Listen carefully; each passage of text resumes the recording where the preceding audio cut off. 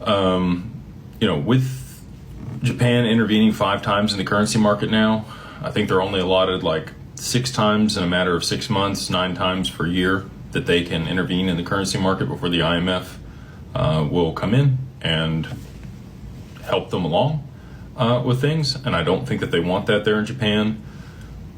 You had Yoshitaka Kitao come out and say that, they are going to be using XRP in their financial system, have been trialing it for a long time.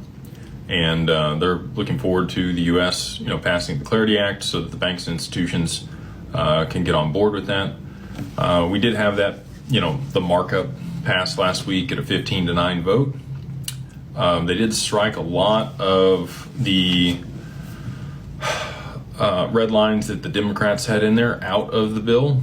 So I don't know that they're going to get the additional support that they need in the Senate to get that across the line. That's supposed to be up for vote in the next 30 days here, so that would put it mid-June when we saw that. We also have the Texas Stock Exchange going live.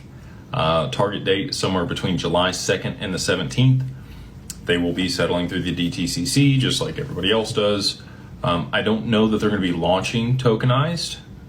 We do have some pilot programs and the first tokenization happening in July of this year with full-blown implementation in October. So that's for NASDAQ, New York Stock Exchange, and many of the other large exchanges out there. So we will have to see,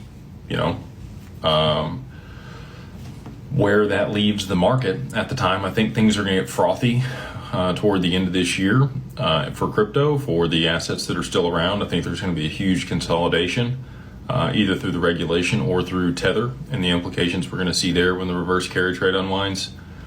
For me, I believe that the first implementation that we're going to see for distributed ledger technology is going to be on the back end settlement component and reconciliation of the stock market with the DTCC. That's not me saying that. That's the president of NASDAQ talking to Monica Long last year at Swell. That's who said that. So it is my opinion, based on all of that, that we are going to see that as the first place where all of this is used. And for that to happen, XRP has to be a very high price. 3-4 digits, somewhere between $500 and $5,000 at a minimum, just to be able to facilitate the back end settlement of the stock market. That's $4 quadrillion a year that gets settled through the back end of the stock market in the DTCC. That's a lot of money.